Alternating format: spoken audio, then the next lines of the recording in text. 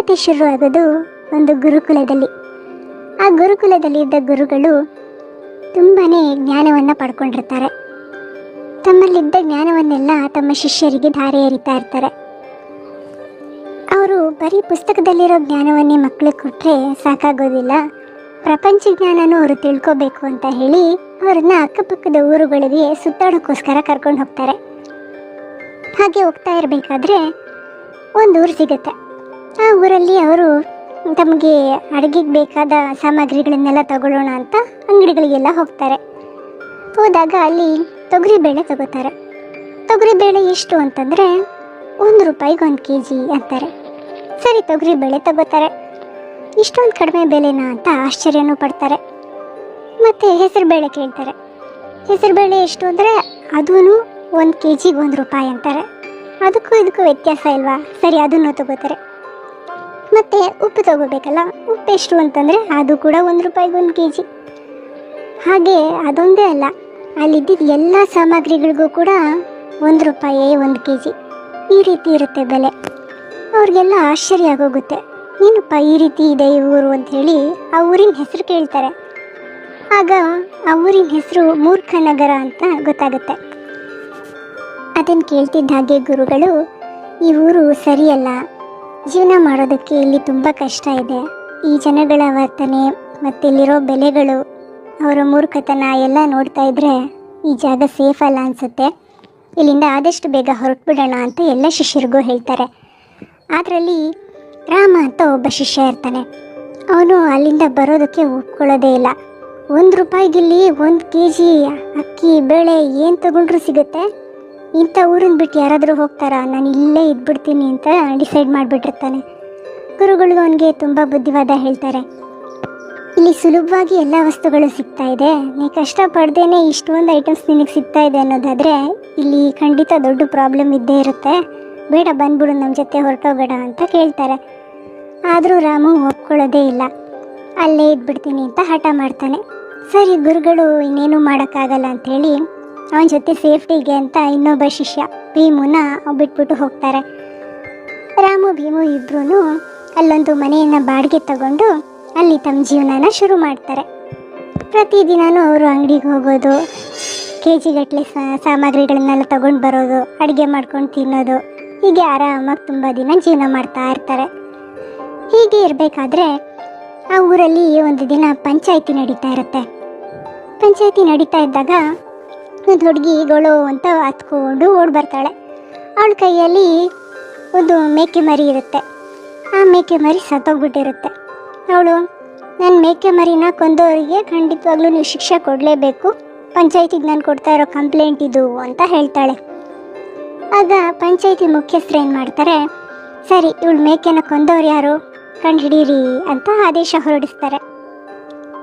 ಹೊರಡಿಸಿದಾಗ ಅವಳು ಮೇಕೆ ಹೇಗೆ ಸತ್ತೋಯ್ತು ಅಂಥೇಳಿ ಒಂದು ಇನ್ವೆಸ್ಟಿಗೇಷನ್ ಶುರು ಮಾಡ್ತಾರೆ ಊರಿನವರು. ಹೇಗೆ ಸತ್ತೋಯ್ತಪ್ಪ ಅಂತಂದರೆ ಒಂದು ಗೋಡೆ ಕುಸಿದು ಅದರ ತಲೆ ಮೇಲೆ ಬಿದ್ದು ಮೇಕೆ ಮರಿ ಸತ್ತೋಗಿರುತ್ತೆ.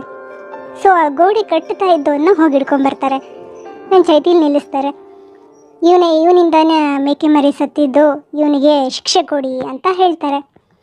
ಆಗ ಮುಖ್ಯಸ್ಥರು ಹೇಳ್ತಾರೆ, ಯಾಕಪ್ಪ ನೀನು ಈ ರೀತಿ ಮೇಕೆ ಮರಿನ ಕೊಂದು ಹಾಕಿದ್ಯಾ, ನಿನಗೆ ಶಿಕ್ಷೆ ಕೊಡ್ತೀವಿ ಅಂತ ಹೇಳ್ತಾರೆ. ಆಗ ಗೋಡೆ ಕಟ್ಟೋನು ಹೇಳ್ತಾನೆ, ಸ್ವಾಮಿ ತಪ್ಪು ನಂದಲ್ಲ, ನಾನು ಸಿಮೆಂಟ್ ಕಲಿಸ್ಕೊಡೋನೊಬ್ಬ ಇದ್ದಾನೆ, ಅವನು ಸಿಮೆಂಟ್ನ ಕರೆಕ್ಟಾಗಿ ಕಲಿಸ್ಕೊಟ್ಟಿಲ್ಲ, ಕಡಿಮೆ ಹಾಕ್ಬಿಟ್ಟಿದ್ದಾನೆ ಸಿಮೆಂಟು, ಹಾಗಾಗಿ ಗೋಡೆ ಕುಸಿದೋಗಿದೆ ಅಂತ ಹೇಳ್ತಾನೆ. ಸರಿ, ಸಿಮೆಂಟ್ ಹಾಕೋನ್ನ ಹಿಡ್ಕೊಂಬಿಟ್ರಪ್ಪ ಅಂತಾರೆ.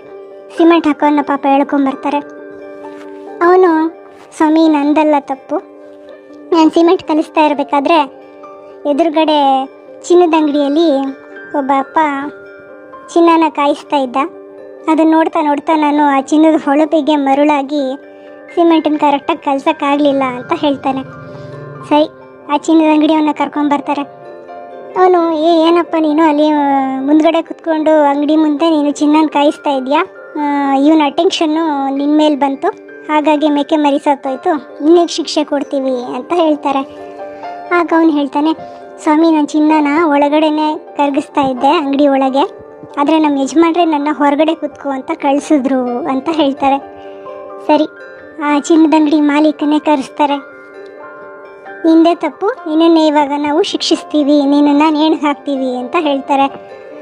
ಅವನು ಗೊಳೋ ಅಂತ ಅಳೋಕ್ಕೆ ಶುರು ಮಾಡ್ತಾನೆ. ನಂದೇನು ತಪ್ಪಿಲ್ಲ ಅಂತ ಎಷ್ಟೆಲ್ಲ ಹೇಳಿದ್ರು ಪಂಚಾಯಿತಿಯವರು ಒಪ್ಕೊಳ್ಳೋದೇ ಇಲ್ಲ. ನಿನ್ನನ್ನು ಇವತ್ತು ಗಲ್ಲಿಗೇರಿಸ್ತೀವಿ, ನೇಣು ಹಾಕ್ತೀವಿ ಅಂತ ಹಿಡ್ಕೊಂಡ್ಬಿಡ್ತಾರೆ.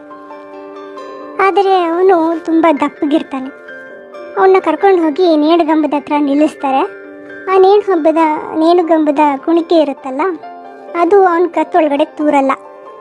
ಇಷ್ಟು ದಪ್ಪ ಇರೋ ವ್ಯಕ್ತಿನ ಕರ್ಕೊಬಂದು ಹಾಕ್ತಾ ಇದ್ದೀರಲ್ಲ, ಇವನ ಕತ್ತು ತೂರ್ತಾ ಇಲ್ಲ.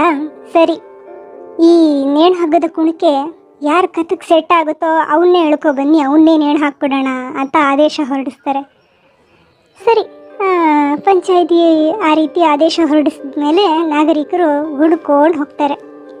ಆ ರೀತಿ ಹುಡ್ಕೊಂಡು ಹೋಗ್ತಾ ಇದ್ದಾಗ ನಮ್ಮ ರಾಮು ಮತ್ತು ಭೀಮು ರೋಡಲ್ಲಿ ನಡ್ಕೊಂಡು ಹೋಗ್ತಾ ಇರ್ತಾರೆ.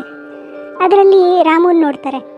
ಅವನು ಸ್ವಲ್ಪ ಸಣ್ಣಗಿರ್ತಾನೆ ಮತ್ತು ಆ ಹಗ್ಗದ ಕುಣಿಕೆಗೆ ಕರೆಕ್ಟಾಗಿರ್ತಾನೆ ಅಂತ ಅನಿಸುತ್ತೆ. ಅದಕ್ಕೆ ನಾಗರಿಕರು ಏನು ಮಾಡ್ತಾರೆ, ಅವನ್ನೇ ಒದ್ದು ಎಳ್ಕೊಂಡು ಹೋಗ್ತಾರೆ, ಪಂಚಾಯಿತಿಲಿ ನಿಲ್ಲಿಸ್ತಾರೆ. ಆಗ ರಾಮುಗೆ ಅರಿವಾಗುತ್ತೆ ತನ್ನ ಗುರುಗಳು ಹೇಳಿದ್ದು ನಿಜ ಅಂತ. ಗುರುಗಳು ಹೇಳಿದ ಮಾತುಗಳೆಲ್ಲ ಎಂದೂ ನಿಜವಲ್ಲ ಅನ್ನೋ ಸಾಂಗನ್ನು ನಾನು ತುಂಬ ಸೀರಿಯಸ್ ಆಗಿ ತೊಗೊಂಡ್ಬಿಟ್ಟಿದ್ದೆ. ಆದರೆ ಇವಾಗ ಅದು ಸುಳ್ಳು ಅಂತ ಗೊತ್ತಾಗ್ತಾ ಇದೆ. ನನ್ನ ಪ್ರಾಣ ಹೋಗೋದಕ್ಕೆ ಮುಂಚೆ ನಾನು ಹೇಗಾದರೂ ಮಾಡಿ ಇದರಿಂದ ಎಸ್ಕೇಪ್ ಆಗಬೇಕು ಅಂತ ತುಂಬ ಯೋಚನೆ ಮಾಡೋಕ್ಕೆ ಶುರು ಮಾಡ್ತಾನೆ. ನಿನ್ನ ಕೊನೆ ಆಸೆ ಏನು ಅಂತ ಕೇಳ್ತಾರೆ. ಆಗ ಅವನು ಹೇಳ್ತಾನೆ, ನನ್ನ ಗುರುಗಳೊಬ್ಬರಿದ್ದಾರೆ, ಅವರನ್ನು ನಾನು ಕೊನೆಯದಾಗಿ ನೋಡಿ ಅವ್ರ ಕಾಲು ಮುಟ್ಟಿ ನಮಸ್ಕಾರ ಮಾಡಬೇಕು, ಅದೇ ನನ್ನ ಕೊನೆ ಆಸೆ ಅಂತಾರೆ. ಆವಾಗ ಸರಿ ಭೀಮುನ ಕಳಿಸ್ತಾರೆ, ಹೋಗಿ ಅವ್ರ ಗುರುಗಳನ್ನ ಕರ್ಕೊಂಡು ಬಾ ಅಂತ. ಅವನು ಭೀಮು ಓಡಿ ಹೋಗಿ ಗುರುಗಳ ಹತ್ರ ಇನ್ಫಾರ್ಮ್ ಮಾಡ್ತಾನೆ, ಗುರುಗಳೇ ಈ ರೀತಿ ರಾಮು ಸಿಕ್ಕಾಕೋಗ್ಬಿಟ್ಟಿದ್ದಾನೆ, ಅವನ್ನ ನೀವೇ ಕಾಪಾಡಬೇಕು ಬನ್ನಿ ಅಂತ ಕೇಳ್ತಾನೆ. ಸರಿ ಆಯಿತು, ಆ ಗುರುಗಳು ಬರ್ತಾರೆ ಅಲ್ಲಿಗೆ. ಆಗ ಗುರುಗಳು ಬಂದಿದ್ದೆ ರಾಮುನ ನೇಣುಗಬ್ಬದಿಂದ ಸೈಡಿಗೆ ಕಳಿಸ್ಬಿಟ್ಟು ನಾನು ನೇಣು ಹಾಕ್ಕೋಬೇಕು ಅಂತ ಹಠ ಮಾಡೋದಕ್ಕೆ ಶುರು ಮಾಡ್ತಾರೆ. ನಮ್ಮ ಭೀಮು ಸುಮ್ಮನೆ ಇರ್ತಾನ, ಅವನು ಗುರುಗಳು ನೋಡಿ ಸೈಡಿಗೆ ಕಳಿಸ್ಬಿಟ್ಟು ನಾನು ನೇಣು ಹಾಕ್ಕೋಬೇಕು ಅಂತ ಅವನು ಹಠ ಹಿಡಿದು ಕೂತ್ಕೊಂಡ್ಬಿಡ್ತಾನೆ.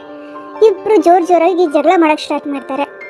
ಆಗ ಅಲ್ಲಿರೋ ಮೂರ್ಖ ಜನಗಳೆಲ್ಲ ಇದ್ಯಾಕೆ ಈ ಥರ ಆಡ್ತಾ ಇದ್ದಾರೆ, ಇವರಿಬ್ರು ಸಾಯೋದಕ್ಕೆ ಯಾಕೆ ಜಗಳ ಮಾಡ್ತಾ ಇದ್ದಾರೆ ಅಂತ ಟೆನ್ಷನಾಗಿ ನೋಡ್ತಾರೆ. ಆಮೇಲೆ ಬಂದು ಕೇಳ್ತಾರೆ, ಯಾಕೆ ನೀವಿಬ್ರು ಸಾಯೋದಕ್ಕೆ ಈ ಥರ ಜಗಳ ಆಡ್ತಾ ಇದ್ದೀರಾ ಅಂತ ಕೇಳ್ತಾರೆ. ಆಗ ಗುರುಗಳು ಹೇಳ್ತಾರೆ, ಈ ಮುಹೂರ್ತ ಇದೆಯಲ್ಲ, ಇದು ತುಂಬ ಪ್ರಶಸ್ತವಾದ ಒಳ್ಳೆ ಮುಹೂರ್ತ. ಇವಾಗ ಯಾರು ನೇಣು ಹಾಕೋತಾರೋ ಅವರು ಸೀದಾ ಸ್ವರ್ಗಕ್ಕೆ ಹೊರಟೋಗ್ತಾರೆ ಅಂತ ಹೇಳ್ತಾರೆ. ಹಾಗೆ ಹೇಳಿದ್ದೆ ಅವರಿಬ್ಬರು ಜಗಳ ಆಡೋದನ್ನು ಕಂಟಿನ್ಯೂ ಮಾಡ್ತಾರೆ. ಆಗ ಮೂರ್ಖ ಜನರ ಮುಖಂಡ ಇರ್ತಾನಲ್ಲ, ಅವನು ಸ್ವರ್ಗಕ್ಕೆ ಹೋಗೋದಾದರೆ ಇವ್ರುಗಳೆಲ್ಲ ಯಾಕೆ, ನಾನೇ ಸೀದಾ ಸ್ವರ್ಗಕ್ಕೆ ಹೋಗ್ಬಿಡ್ತೀನಿ ಅಂಥೇಳಿ ಅವರನ್ನೆಲ್ಲ ಸೈಡಿಗೆ ಕಳಿಸ್ಬಿಟ್ಟು ತಾನೇ ಹೋಗಿ ನೇಣು ಹಾಕ್ಕೊಂಡು ಸತ್ತು ಹೋಗ್ಬಿಡ್ತಾನೆ. ಆಗ ರಾಮು ಬಂದು ಗುರುಗಳ ಹತ್ರ ಕಾಲಿಗೆ ಬಿದ್ದು ಕ್ಷಮೆ ಕೇಳ್ತಾನೆ. ಗುರುಗಳೇ, ನೀವು ಹೇಳಿದ ಬುದ್ಧಿವಾದ ನನಗೀಗ ಅರಿವಾಗಿದೆ. ಮತ್ತೊಮ್ಮೆ ನಿಮ್ಮ ಮಾತಿಗೆ ತಪ್ಪಿ ನಾನು ಯಾವತ್ತೂ ನಡ್ಕೊಳ್ಳೋದಿಲ್ಲ. ಇವತ್ತು ನನ್ನನ್ನು ಪಾರು ಮಾಡಿ